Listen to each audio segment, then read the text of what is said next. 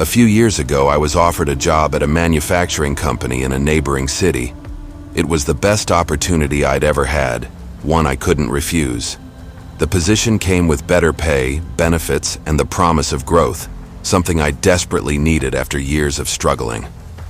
Without hesitation, I packed my belongings and moved to the new city, optimistic about starting this exciting chapter of my life. My apartment search was rushed. I only had a few days before the job started and ended up settling for a modest, semi-furnished apartment near the company. It wasn't much to look at: faded wallpaper, creaky floorboards, and a layout that was too cramped for comfort. But it fit my tight budget. Most of the furniture left behind by the previous tenant was either too old or falling apart. The bedroom in particular was an eyesore. The bed frame was rickety, and the mattress was stained and sagging. I couldn't imagine sleeping on it for even one night. The very day I moved in, I decided to empty the bedroom completely, dragging out the bed frame, the mattress, and the wobbly side tables. By the end of the day, the room was bare.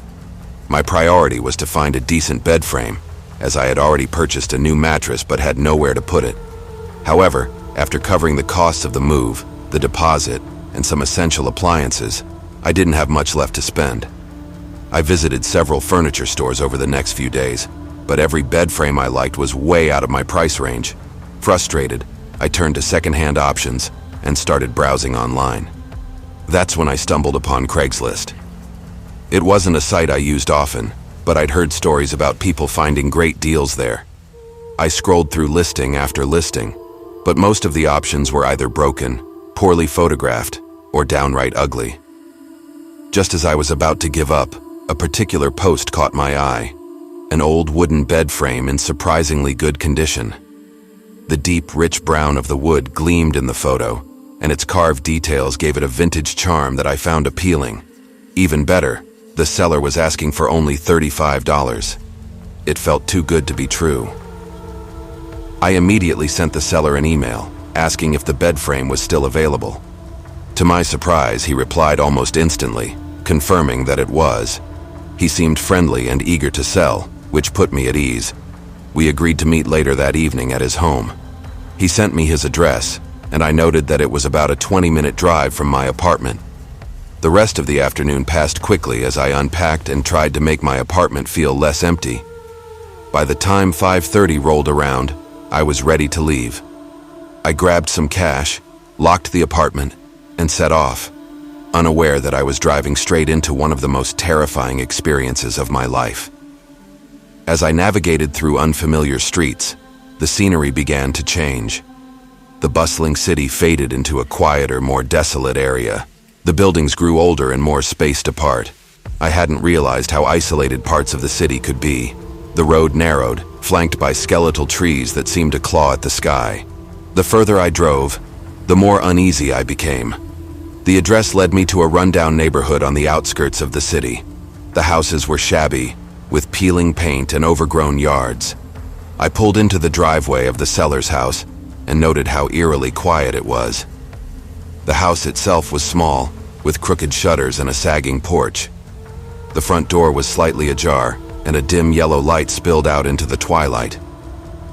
I parked and sat in my car for a moment, debating whether I should even go in. Something about the place didn't feel right, but I reminded myself that I was new to the city and unfamiliar with its neighborhoods.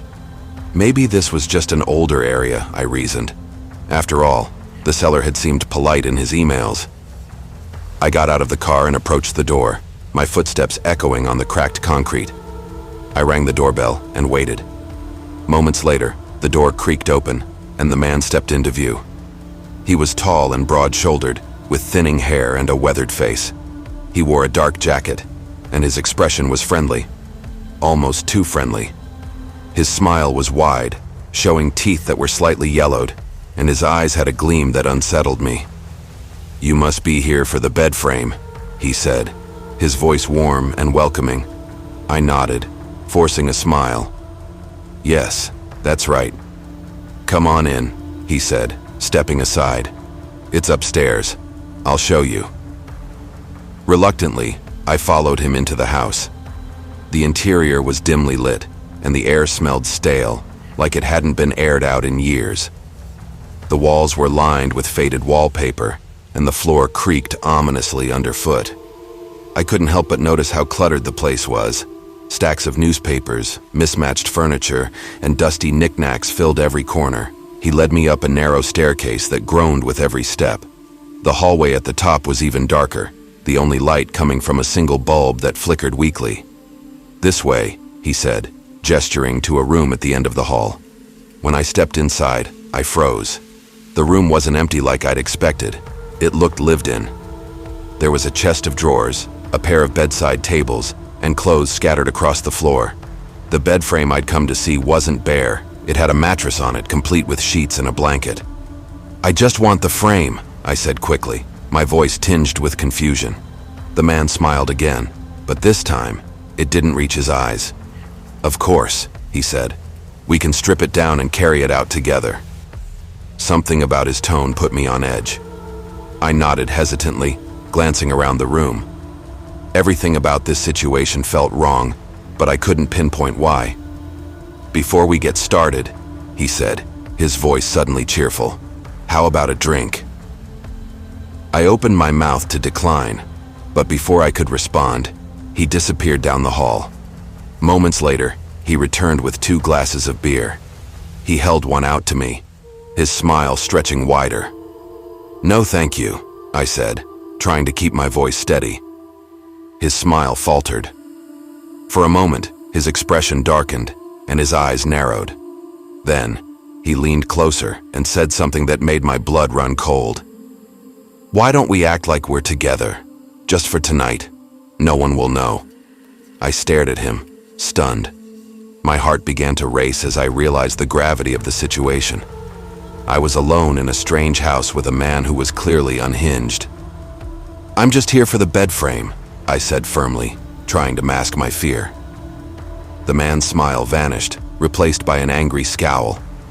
Before I could react, he grabbed my arm and yanked me closer. His grip was like iron, and his breath was hot against my face. "Why are you being difficult?" he hissed. "I know you like me. You wouldn't have come here otherwise." Panic surged through me, but I forced myself to stay calm. "I can't relax if you're rough with me," I said, my voice trembling but gentle. His grip loosened and his expression softened. "You're right," he said, stroking my arm. "I shouldn't get so upset.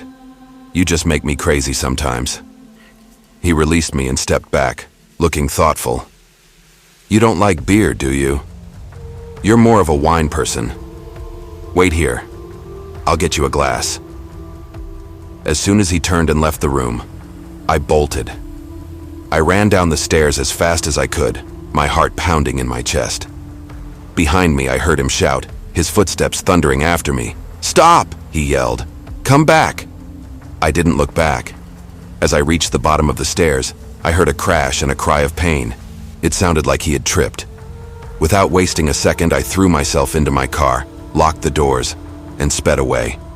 Even as I drove, I couldn't shake the feeling that he was somehow following me.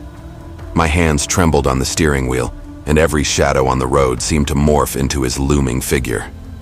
When I finally reached my apartment, I locked the door and collapsed onto the floor, shaking.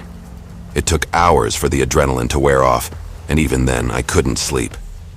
The next day I checked Craigslist to see if the post was still up, but it had vanished. I couldn't help but wonder if he had done this before, or if I had been his first target. The thought made my skin crawl. To this day, I don't know what would have happened if I hadn't escaped. But one thing is certain, I will never forget the sheer terror of that night, and I will never trust Craigslist again.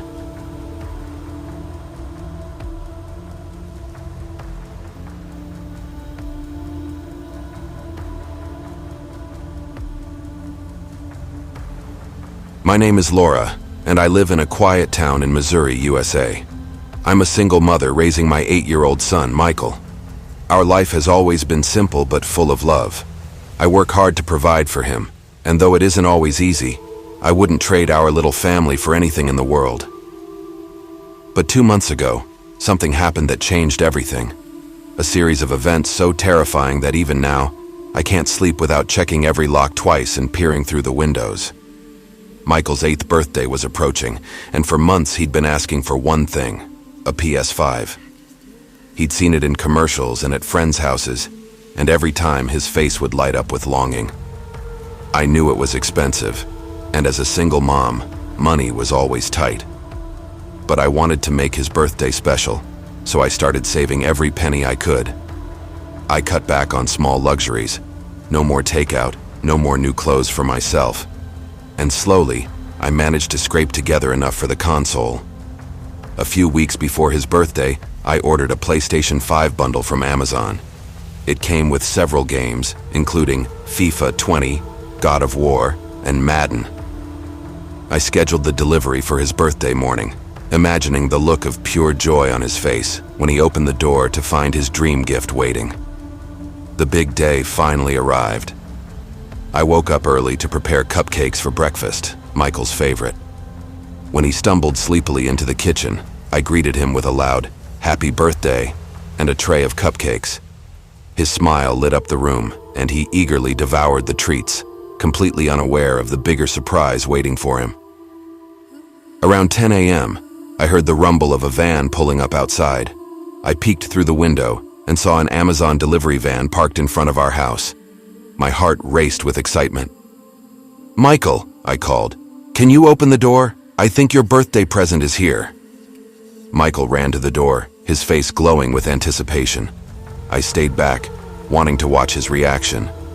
The door opened, and standing there was an Amazon delivery man holding a large box. But instead of handing over the package right away, the man just stood there, staring at Michael. Something about his expression made my stomach twist. His smile wasn't warm or friendly. It was twisted, almost predatory. His eyes were fixed on Michael, unblinking, as if he were studying him. Michael glanced back at me, confusion and unease flickering across his face. I immediately stepped forward, placing myself between them. "I'll take that," I said, my voice sharp. The man didn't respond. He handed me the package without breaking eye contact with Michael. His gaze was so intense it made my skin crawl. "Thank you," I said curtly, slamming the door shut. I turned to Michael, who was still staring at the door, looking unsettled. "Are you okay?" I asked gently. He nodded slowly, but I could tell the encounter had shaken him. Determined to lift his spirits, I carried the box to the living room and began teasing him about what might be inside. It didn't take long for his excitement to return. As he tore open the packaging and saw the PS5, his face lit up with pure joy. For a moment, I forgot about the strange delivery man. Michael spent the rest of the day setting up his new console and playing his favorite games. Watching him laugh and cheer as he played, I felt a sense of relief. Whatever weirdness had happened at the door, it was behind us now, or so I thought. The following Monday, I picked Michael up from school as usual. As we drove home, I asked him about his day. He chattered excitedly about his lessons, his friends, and the games they'd played at recess. Then, out of nowhere, he said something that made my heart stop. "Mom, there was a man by the playground fence today. He was hiding in the bushes and calling me over." "What?" I asked, gripping the steering wheel tightly. "What do you mean? Did you go near him?" Michael hesitated. "Yeah, he said he had cookies and asked if I wanted to come with him after school. He said he had more candy at his house." My hands began to shake. "Michael, who was this man? Did you recognize him?" "Yeah," he said. "It was the man who brought the PlayStation 5 on my birthday." A cold wave of fear washed over me. I pulled the car over to the side of the road and turned to face him. "Are you sure, Michael? Are you absolutely sure it was him?" "Yes, Mom," he said, his voice small. "I saw him yesterday, too. He was outside our house across the street. He waved at me, but I didn't go outside." I felt like the ground had been ripped out from under me. My mind raced with questions. Who was this man? Why was he following my son? And most terrifying of all, what did he want? I drove home in a daze, my thoughts spinning. As soon as we got inside, I called the school and warned them about the man lurking near the playground.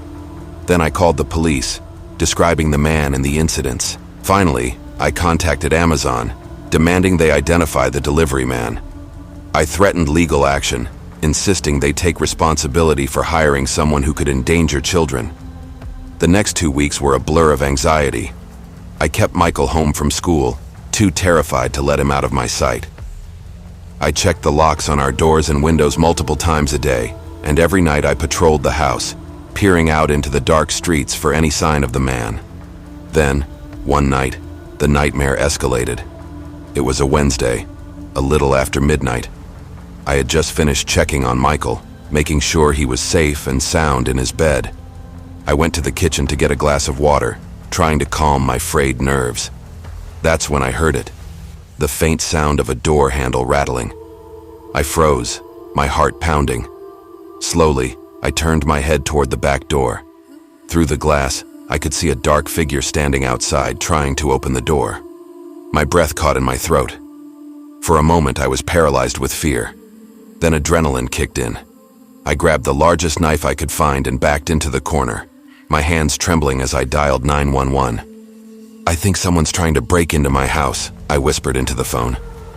As I spoke, the figure stepped back from the door. I watched as it moved across the yard and disappeared into the shadows.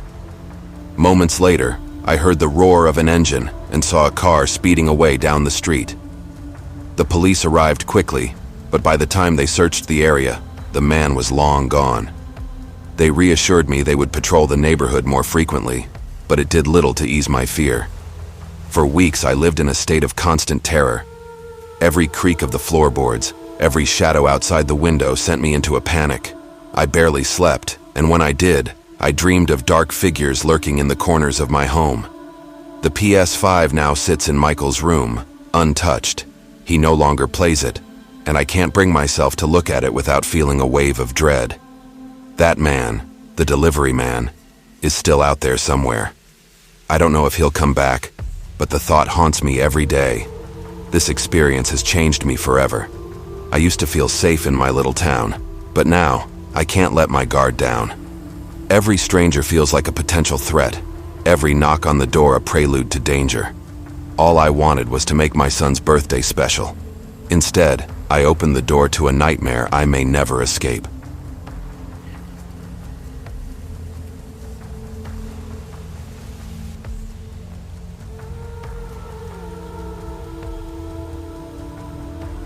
I've always had a guilty pleasure for reality television. It's like an escape from the monotony of daily life, a window into a world where drama reigns supreme, and everyone seems to lead a life far more glamorous than your own. Shows like Big Brother, The Bachelor, and Keeping Up with the Kardashians were my go-to obsessions. The stars seemed larger than life, and I'd spend hours glued to the screen, marveling at their lavish lifestyles. The Kardashians in particular had a hypnotic pull on me. Their world of designer clothes, perfect makeup, and seemingly effortless beauty felt unattainable, yet tantalizingly close. Like many fans, I often daydreamed about what it would be like to have their lives, to be flawless, admired, and adored. Even though I knew deep down that most of what I saw was carefully curated for the cameras, it was hard not to get sucked into the illusion. Naturally, following my favorite stars on Instagram became an extension of my obsession. Their posts were like bite-sized reality shows, filled with glamorous selfies, exotic vacations, and perfectly staged moments. It felt personal, like I was peeking behind the curtain of their seemingly perfect lives.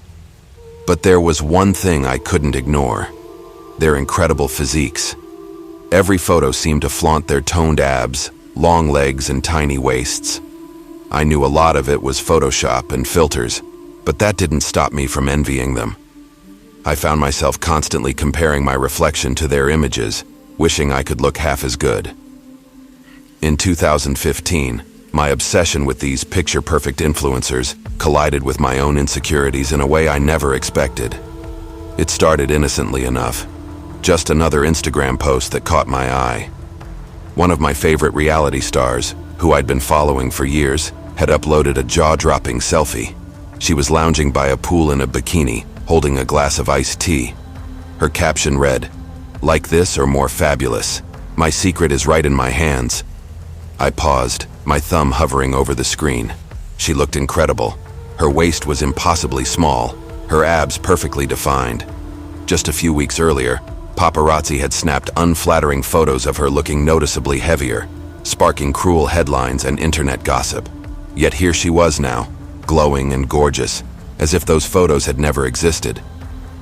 I stared at the picture, trying to convince myself it had to be edited, but no matter how closely I scrutinized it, zooming in, looking for warped lines or blurry edges, I couldn't find any evidence of Photoshop. It looked real. In her post, she claimed the tea she was holding was the secret to her transformation. She raved about how it helped her lose weight and flatten her stomach in just a couple of weeks. She even included a discount code for 25% off. I tried to brush it off, but her words stuck with me. The timing couldn't have been better, or worse. My best friend's wedding was just a month away, and I was a bridesmaid. The dress I'd been fitted for weeks earlier was snug then, and now, after weeks of stress eating, it felt like a sausage casing. I felt trapped. I didn't want to be the chubby bridesmaid in all the photos. I wanted to look good, not just for the wedding, but for myself. And that tea? It seemed like the perfect solution. That night, I found myself scrolling through the product's website. The sleek packaging and glowing testimonials from other women made it hard to resist. It promised rapid weight loss without the need for intense dieting or exercise. A miracle in a cup, the site claimed. The ingredient list seemed harmless enough: tea leaves, ginger root, aloe, and something called Tanya saginata. I didn't recognize the last one, but I assumed it was just an exotic plant. Without giving it much more thought, I placed my order. The package arrived 2 days later. It was a simple brown box, unmarked except for the shipping label. Inside was a bag of tea with a chic design. Soft green leaves printed against a pastel pink background. The instructions were straightforward. Brew a cup twice a day at a specific temperature and enjoy. I made my first cup that evening. The tea smelled earthy, with a slightly medicinal undertone. The taste was bitter, almost unpleasant, but I forced it down, imagining the results it promised. The changes started almost immediately. By the end of the first week, I'd lost 7 pounds. 7 pounds. I was ecstatic. My jeans fit looser, my stomach felt flatter, and my confidence soared. People started noticing too, complimenting me on how great I looked. Encouraged by my progress, I stuck to the regimen, drinking my 2 cups daily like clockwork. By the end of the second week, I'd lost an additional 14 pounds. My reflection in the mirror was startling. My face looked sharper, my collarbones more pronounced. My clothes hung loosely on my frame. I couldn't believe it. Nothing had ever worked this well before. But alongside my excitement, a strange unease began to creep in. Despite the weight loss, I didn't feel good. I was constantly tired, my head throbbed almost daily, and my stomach ached in a way I couldn't quite describe. I shrugged it off, blaming stress and lack of sleep. As the wedding day drew closer, my desperation to lose just a bit more weight pushed me to increase my intake to 3 cups a day. The results were dramatic, too dramatic. By the end of the third week, I had lost a staggering 18 pounds, bringing my total weight loss to nearly 40 pounds in less than a month. My friends and family started voicing their concerns. My fiancé, usually supportive, began urging me to see a doctor, but I brushed him off, insisting I was fine. The truth was, I wasn't fine. My energy levels were non-existent, my appetite insatiable. No matter how much I ate, I couldn't shake the gnawing hunger in my stomach. The night before the wedding, I caught a glimpse of myself in the mirror while trying on my bridesmaid dress. My ribs jutted out beneath my skin, and my cheeks were hollow. The dress, once snug, now hung loosely, even after last-minute alterations. The wedding day was a blur. I forced myself to smile through the ceremony, but inside, I felt like a ghost. At the reception, my hunger hit an unbearable peak. I devoured plate after plate of food, barely tasting it. Guests stared, whispering. My best friend, the bride, looked horrified. When I tried to join the others on the dance floor, my body gave out. The room spun violently, and I collapsed, the shimmering lights above fading into darkness. I woke up in the hospital 3 days later, hooked up to IVs and a feeding tube. My body was so malnourished that it had begun to shut down. The doctor who treated me was blunt. "You've been ingesting Tanya saginata, the Latin name for the beef tapeworm," he said. "It was in the tea you were drinking." My stomach churned. Tapeworms. Dozens of them, feeding off me from the inside. The doctor explained that the tapeworms were responsible for my rapid weight loss and insatiable hunger. They'd consumed nearly all the nutrients from my food, leaving me dangerously malnourished. He'd already removed 15 of them from my intestines. "You're lucky," he said. "You're one of the few survivors. Others weren't so fortunate." Even after weeks of treatment, the nightmare wasn't over. Tapeworm infestations are notoriously difficult to eradicate. I had to undergo repeated deworming treatments and endure constant checkups to ensure no parasites remained. The psychological scars were even worse. Every time I felt a twinge in my stomach, I imagined worms writhing inside me. I couldn't eat without obsessively inspecting my food for contamination. Looking back, I can't believe I let my insecurities drive me to such a reckless decision. That tea didn't just promise beauty. It sold a lie, preying on my vulnerability, and I paid the ultimate price for believing it. To this day, I live with the consequences. My body will never be the same, and neither will my mind. I learned the hard way that there are no shortcuts to self-acceptance. The next time you see a miracle product promising perfection, remember my story. Sometimes the price of beauty is far too high.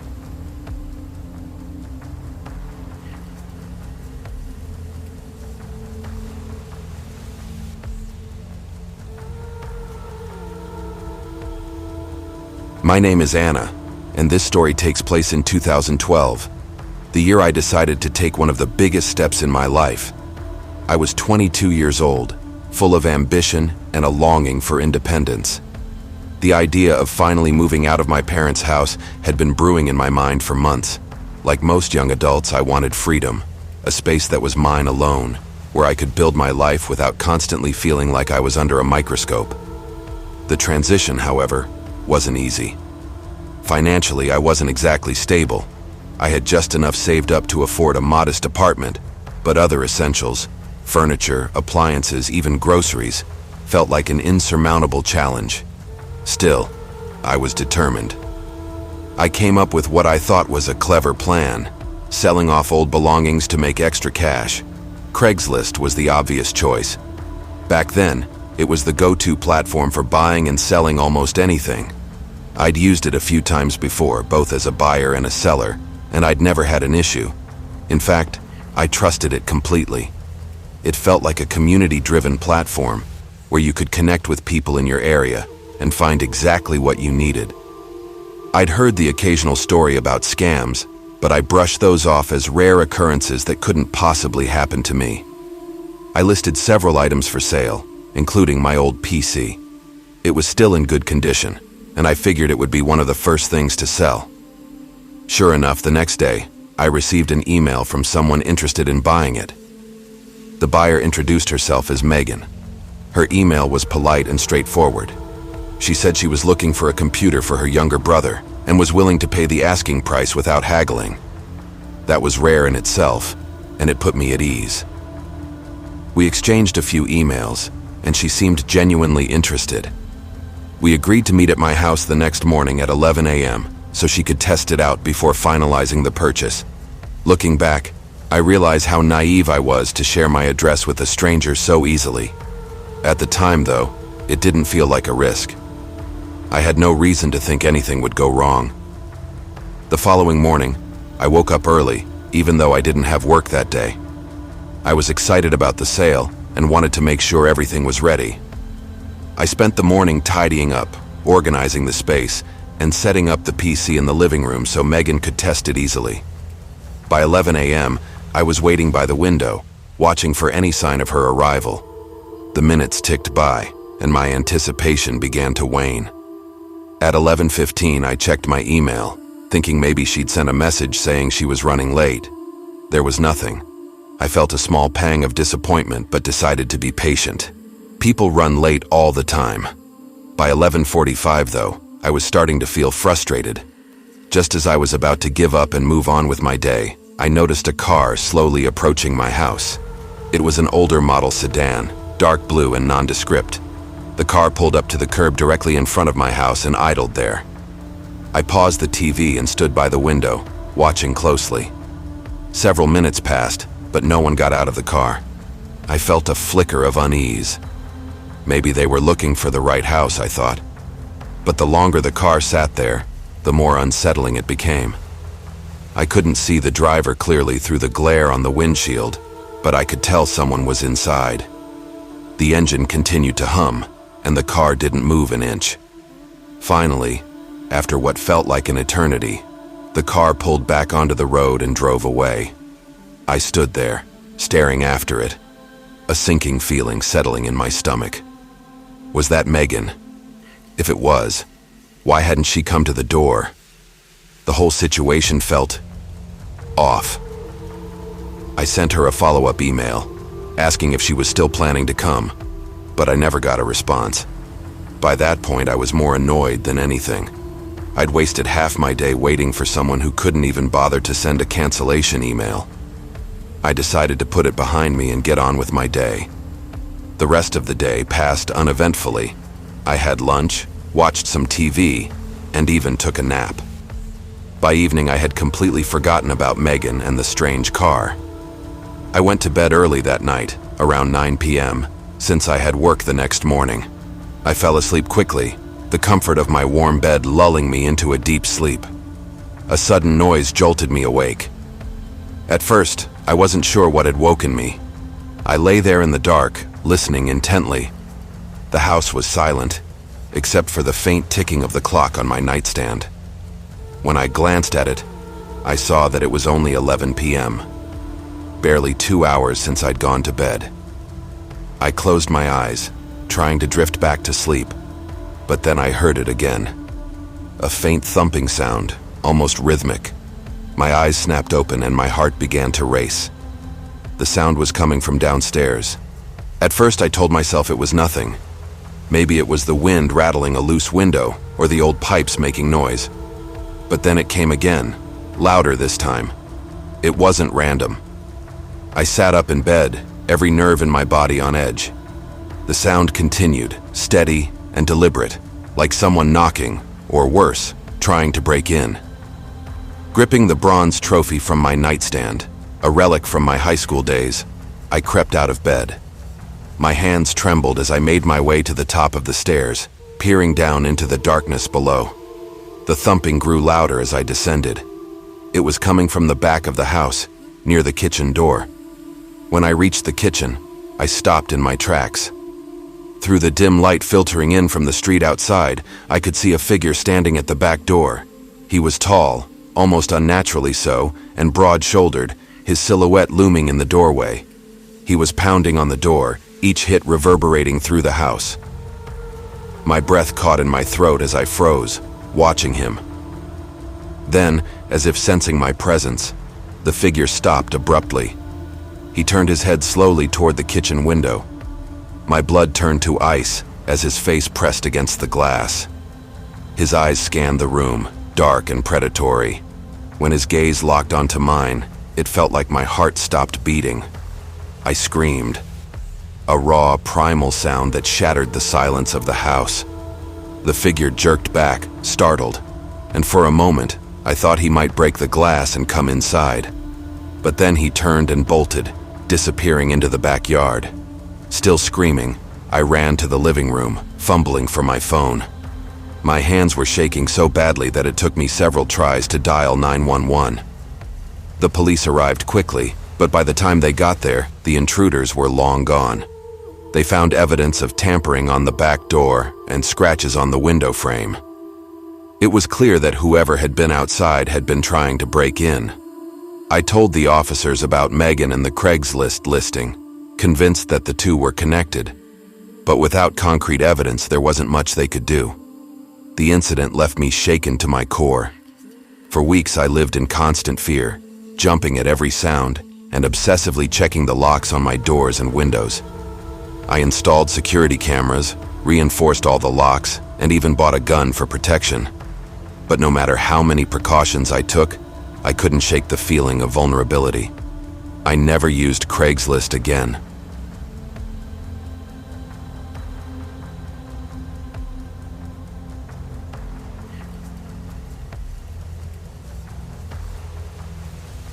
My name is Christina, and I'm a 30-year-old woman. What I'm about to share happened to me 2 years ago, and the memory still haunts me. At the time, I was in a difficult position. One of my family members was dealing with a serious issue, something that required me to be near them for a few months. Without going into too much detail, staying in my family's home wasn't an option, and I found myself scrambling for temporary housing. Paying for a hotel for that long was out of the question. Financially, it would have ruined me. My best option was to rent a small house or apartment close to my family member's location, but finding someone willing to rent for only a few months turned out to be nearly impossible. Most places required a minimum 6-month lease, and as the days passed, my frustration grew. I scoured countless rental websites, losing hours to fruitless searches. Day after day, I was met with the same roadblock: no short-term rentals available. Time was running out, and with each passing day, I felt the weight of desperation pressing down on me. I couldn't afford to fail. My family needed me. Finally, just when I was about to lose hope, I stumbled upon an ad on Facebook Marketplace. It was for a small house on the outskirts of town, and miraculously, the owner was open to a 4-month lease. The rent was surprisingly cheap, almost too cheap, but I chalked it up to luck. Without hesitation, I messaged the owner. A short while later, I received a reply. There was a phone number included, so I called immediately. A slow, elderly voice answered the phone, an older woman who introduced herself as the owner. She explained that she was renting the house out temporarily because she was staying with her daughter in another city. She assured me the house was in good condition and that the rent was low because she preferred having someone occupy it instead of leaving it vacant. The woman's demeanor put me at ease. She seemed kind, patient, and understanding of my situation. We agreed on the lease terms, and I began making arrangements to move. 2 weeks later, I arrived at the house. It was located on a quiet, narrow road surrounded by dense trees. It wasn't far from the town, but the isolation was immediately noticeable. The house itself was modest, smaller than I'd imagined, but it was clean and well-maintained. I found the keys taped to the front door, along with a handwritten note from the owner welcoming me. As I walked through the house, I noticed it was sparsely furnished, but it had all the basics. The living room was cozy, with a small couch and a flat-screen TV mounted on the wall. The kitchen was spotless, though outdated, and the bedroom was just big enough to fit a bed and a dresser. Everything seemed fine, perfectly fine. I unpacked a few things, settled in, and tried to shake off the unease I felt about being so far from civilization. By evening, I was exhausted from the trip and decided to relax. I made a quick dinner and sat down to watch some TV, hoping to distract myself from the unsettling quiet of the woods outside. Around 7 p.m., I heard a knock at the door. My stomach dropped. I wasn't expecting anyone, and I hadn't told anyone besides the owner that I'd be staying here. I walked to the door cautiously, peeking through the peephole. Standing a few feet back on the porch was a man. He was tall, broad-shouldered, and wore a heavy work jacket. His face was hard to read, neither friendly nor hostile. For a moment, I debated whether to open the door, but then I remembered the owner hadn't mentioned any maintenance work or visitors. Maybe he was lost.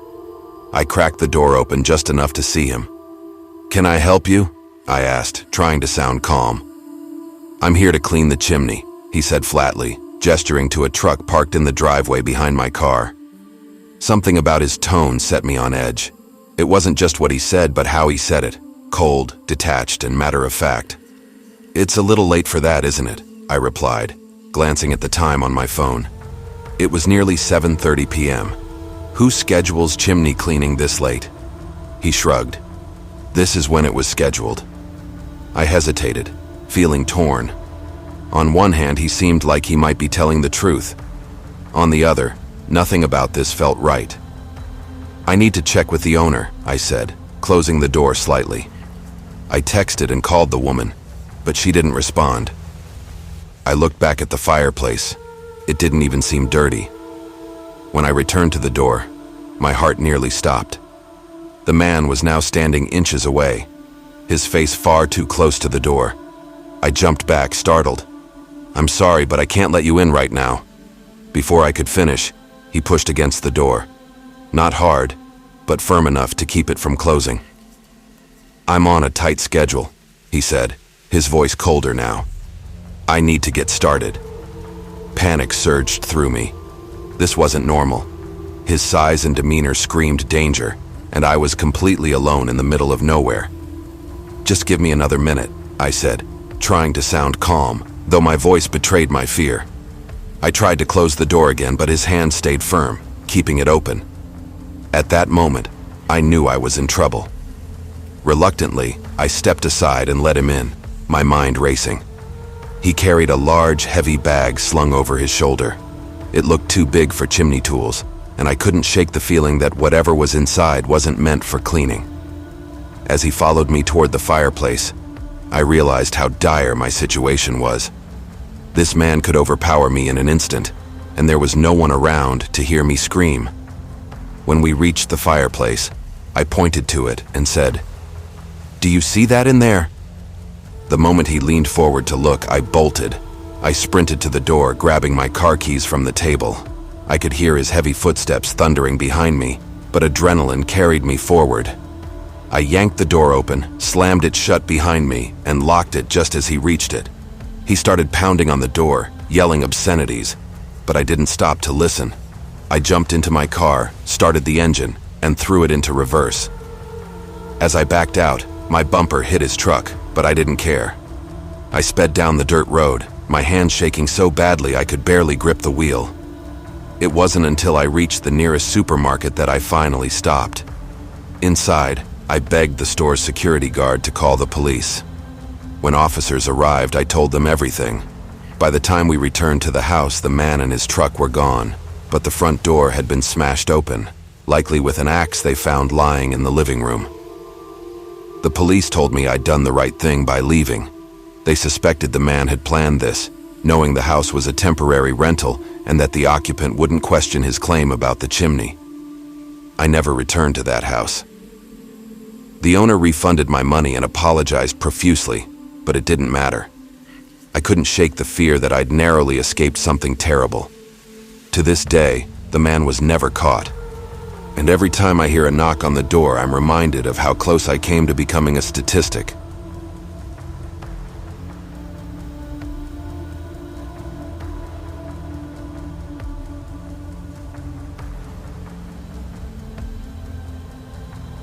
"5 years ago, I had an experience that still sends chills down my spine. It all began innocently enough, just a simple quest to find a joke gift for my friend Adrian's birthday. Adrian had always been the joker in our group. He lived for pranks, always managing to find something outrageous to tease me with on my birthdays. Over time, it became a tradition between us. Strange, ridiculous gifts that pushed the boundaries of humor. That year, though, I was stumped. I had exhausted every creative idea I could think of. Novelty items, gag gadgets, even custom prank gifts. Nothing felt fresh anymore. I spent hours scrolling through websites, trying to find something absurd enough to outdo his last prank. Frustrated and nearly ready to give up, I stumbled across an ad that made me pause. It was for a sex doll. Not just any doll, though. This one was named Bad Alice. The name alone made me chuckle. The image showed a blonde doll wearing a schoolgirl outfit, her silicone face disturbingly lifelike. But what truly caught my attention were her eyes. One was a piercing blue, the other a rich brown. The mismatched eyes gave her an unsettling appearance that I found oddly hilarious. Adrian would absolutely lose it when he saw her. I clicked on the ad, ready to laugh at the outrageous price, but to my surprise, the doll was listed for only $100. It seemed too good to be true.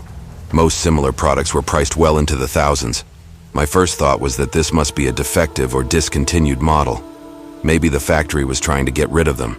Still, I figured it was perfect for a gag gift, something cheap, absurd, and guaranteed to be a conversation starter. Without much thought, I placed the order.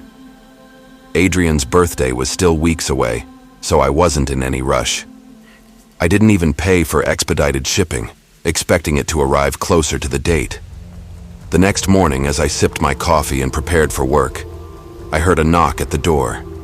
When I opened it, I was stunned to see a large box sitting on my doorstep. It had only been a day since I placed the order, yet here it was. Curiosity got the better of me. I had just 15 minutes before I needed to leave, but I couldn't resist. Dragging the box inside, I tore into it with my hands, scattering packing paper across the floor until I finally uncovered the doll. My first impression was shock. The promotional image hadn't done her justice. The doll's face was eerily realistic, her features sculpted with a precision that made her seem almost alive. Her skin, made of some silicone material, felt disturbingly human, and unlike the blonde hair in the picture, she had fiery red locks that framed her face in a way that felt wrong. But what truly unsettled me were her eyes. They were even more lifelike than I had imagined. The heterochromia, the mismatched blue and brown, made it feel as though she was staring directly into my soul. Her eyelids were closed when I first unboxed her, but curiosity led me to gently lift them. The moment her eyes opened, a chill ran through me. They were glassy and moist-looking, as though they belonged to a living being. For a brief second, I had the irrational thought that she was watching me. I shook off the feeling, chalking it up to how detailed the doll was. After all, this was supposed to be a high-end product, even if I got it at a discount. Laughing to myself, I carried her to my closet, propped her up against the wall, and closed the door. It was all just a joke, a perfectly harmless prank. That evening, I returned home after a long day at work. As soon as I stepped into my apartment, I felt a strange sense of unease. The air felt heavier somehow, and a faint, unfamiliar scent lingered, a mix of plastic and something faintly sweet, almost like perfume. Dismissing it, I headed to my bedroom to change out of my work clothes. But the moment I opened the door, I froze. There, lying on my bed, was Bad Alice. My heart began to race. I distinctly remembered putting her in the closet that morning. I hadn't touched her since. Yet here she was, sitting upright against the headboard, her lifelike eyes staring directly at me. At first, I tried to rationalize it. Had I left her there by mistake? Maybe in my rush to leave for work, I hadn't actually put her in the closet. But no matter how much I tried to convince myself, I couldn't shake the feeling that something was wrong. I checked every corner of my apartment, searching for signs of an intruder. The locks were intact, and nothing seemed out of place. Still, the idea that someone had entered my home and moved the doll gnawed at me. I decided to call building management to review the security footage. When I met with the administrator, they assured me that no one had entered my apartment. The footage confirmed it. No one had been in or out all day. This left me deeply unsettled, but I forced myself to believe it was my own mistake. I must have been distracted that morning. That was the only explanation. Returning to my apartment, I carefully placed the doll back in the closet. This time, I made sure to double-check that the door was securely shut. Later that evening, I decided to take a shower to relax. The warm water helped ease my nerves, and by the time I stepped out, I felt a little more grounded. Wrapping myself in a towel, I opened the closet to grab some pajamas. Bad Alice was gone. A cold wave of fear washed over me. Slowly, I turned toward the bed, and there she was again, sitting upright, her head tilted slightly to the side, as though studying me. I couldn't move. My breath caught in my throat as her glassy eyes seemed to follow my every movement. The rational part of my brain screamed that this wasn't possible. Dolls don't move. They don't leave closets on their own. I swallowed my fear and forced myself to act. Grabbing her by the arms, I carried her back to the box which I had left near the doorway. My hands trembled as I patched it up with duct tape, sealing her inside. I carried the box outside to the dumpster and threw it in, slamming the lid shut. For a moment I stood there staring at the container, half expecting it to burst open. But nothing happened. That night, I had the most vivid nightmare I've ever experienced. In the dream, I woke to the sound of whispers. They were faint at first, almost like a breeze, but they grew louder and more distinct. A woman's voice, soft and lilting. "Come play," it whispered. "Why did you leave me?" I sat up in bed, my heart pounding. My room was dark, but in the far corner I saw her. Bad Alice stood there, her mismatched eyes glowing faintly in the dim light. Her lips were curled into a grotesque smile, and her head tilted slowly, almost imperceptibly. "Come back," she whispered again. I woke up drenched in sweat, gasping for air. It took me several minutes to convince myself it had only been a dream. But the fear lingered. I spent the rest of the night wide awake, my eyes darting to every shadow, every corner of the room. The next morning I forced myself to check the dumpster. Part of me hoped to find the box still there, just as I had left it. But it was gone. Relief mingled with dread as I returned to my apartment. I wanted to believe that someone had taken it, some unfortunate soul who thought they'd scored a free doll. But deep down, I knew better. For weeks, I couldn't shake the feeling of being watched. Every creak of the floorboards, every flicker of a shadow sent my heart racing.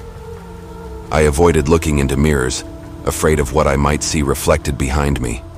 Eventually, the paranoia began to fade. Life went on, and I tried to put the experience behind me. But even now, I sometimes wake in the middle of the night, certain I can hear the faint echo of whispers in the darkness.